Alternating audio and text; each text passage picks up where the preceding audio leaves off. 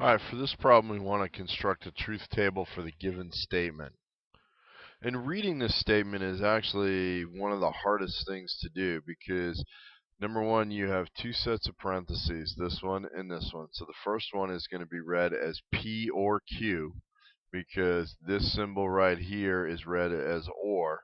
So we have the quantity P or Q, then this is going to be an and then the quantity not P or not Q. So the easiest way to do this is to construct a truth table. We're always given the first two columns. This first column right here is going to be your column P, which is listed as true, true, false, false. And the second column is your column Q, which is listed as true, false, true, false. And what we've done is we've written out the possible combinations. If P is true, Q could be true. If P is true, Q could be false.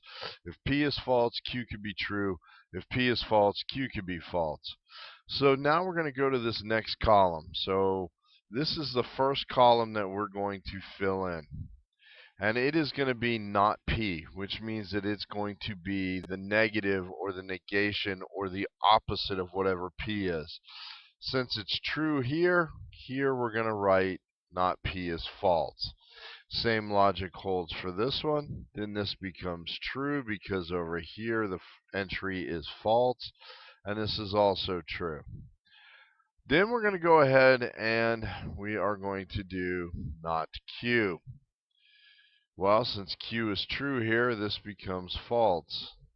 Q is false here, it becomes true. Q is true here, and that's going to become false. And Q is false here, so that becomes false. Then we're going to move on to the third column. And that's going to be P or Q. And that's going to be true, as I've indicated right here, whether P is Q or Q is Q or both are Q. Q are true. So, P or Q. P is true, Q is true. That means this is true. P is true, Q is false. That means this is going to be true. P is false, Q is true. That's going to put this as a true. And then P or Q, which is false and false. Both of those are false, so we end up with false. Okay. Then we're going to move on to the fourth column. And that's going to be not P or not Q. And now we're going to use columns 1 and 2 to fix this. Remember, one or both have to be true in order for this to be a true statement. Well, both of these are false, so that means that this will be false. This is false, that's true, that means this will be true. This is true, that's false, that means this will be true. And this is true and that's false, which means this will be true. And then we're going to have to go on and do our fifth column.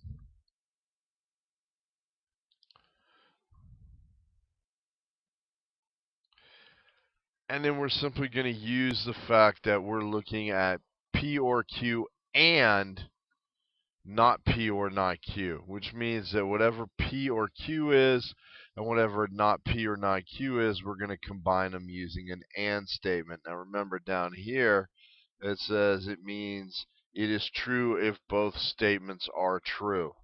So we're going to start right here. That's true, that's false, therefore this is false.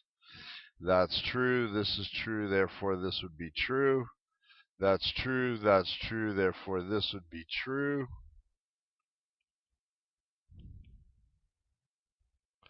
This is false and that's true, that means that this would be false.